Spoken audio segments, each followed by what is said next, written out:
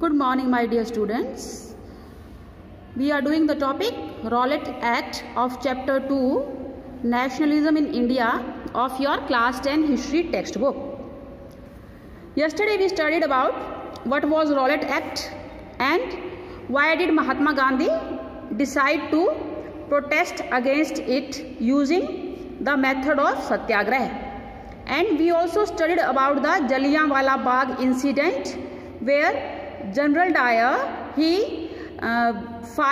opened fire on the crowd, killing hundreds of the people in the Jallianwala Bagh on 13th of April 1919. ये 1919 के साल की घटनाएं हैं.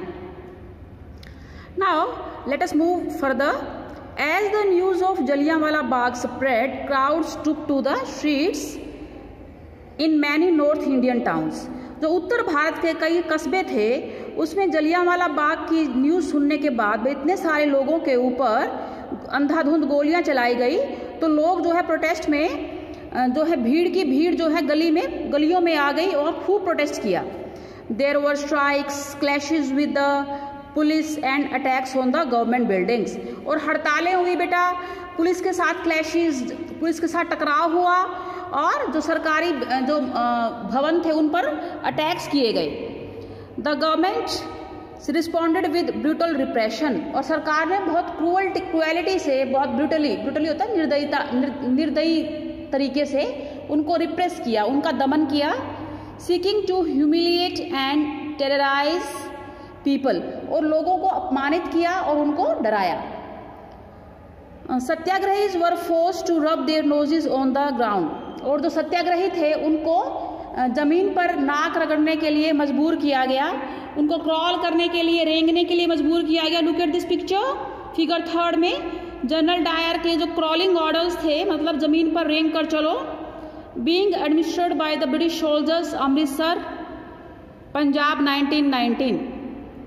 ये वो उसकी चीज की पिक्चर है.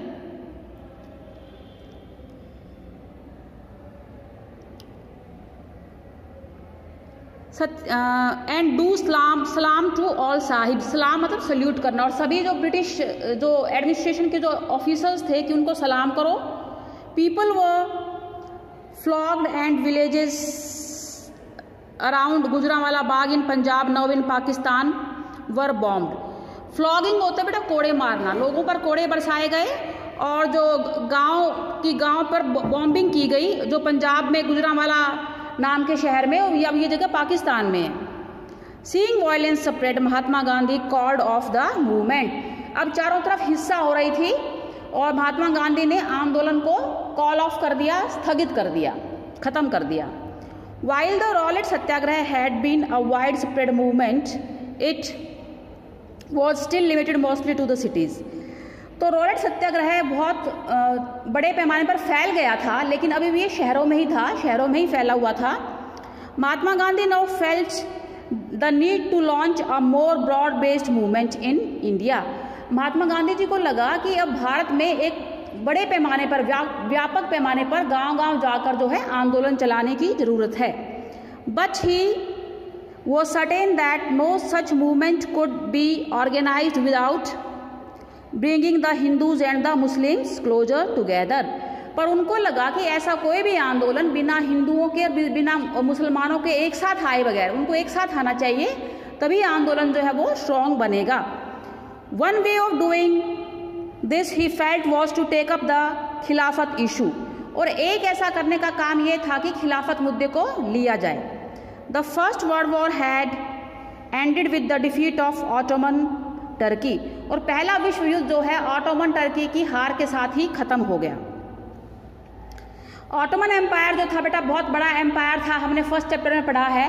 और ऑटोमन एम्पायर धीरे धीरे डिसइंटीग्रेट हो गया और फर्स्ट वर्ल्ड वॉर में टर्की की डिफीट हुई, टर्की की हार हुई थी.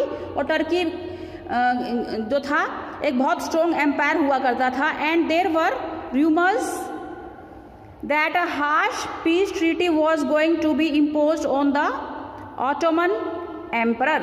क्योंकि वो हार गया था ऑटोमन एम्पायर साम्राज्य, जो वहाँ का एम्परर था, वहाँ का सम्राट था, उस पर एक बहुत ही सख्त जो है संधि लागू करने वाले थे with the defeat of the Ottoman empire. The spiritual head of the Islamic world, the Khalifa. जो ऑटोमन एम्परर था, ऑटोमन एम्परर का जो सम्राट था, वो इस्लाम रिलीजन में वो सबका हेड था, उसको खलीफा कहते थे।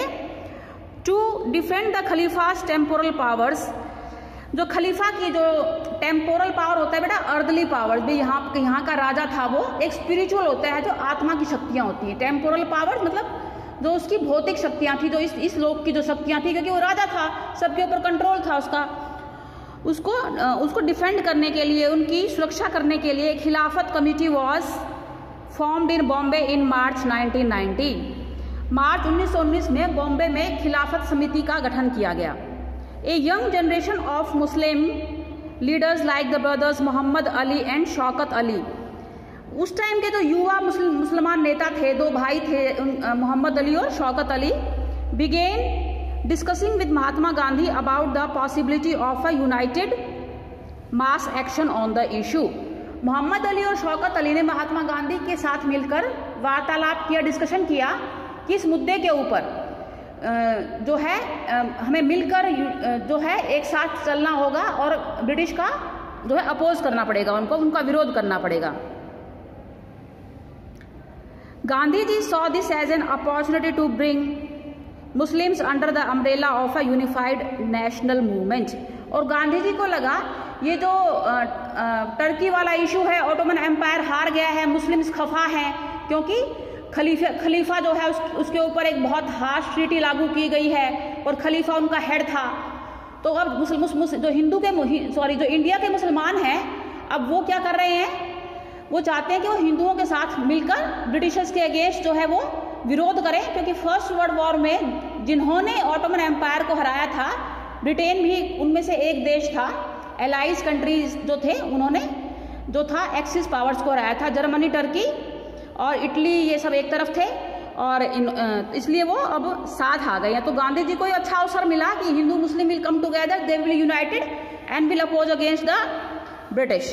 Eight the Calcutta session of the Congress in September 1920, सितंबर 1920 में कांग्रेस का अधिवेशन हुआ। कांग्रेस जो थी ऑर्गेनाइजेशन, जो कि ब्रिटिशर्स के अगेंस्ट काफ़ी उन्होंने स्ट्रगल किया इंडिया के फ्रीडम मूवमेंट में, तो उसके एनुअल सेशन होते थे, वार्षिक अधिवेशन होते थे।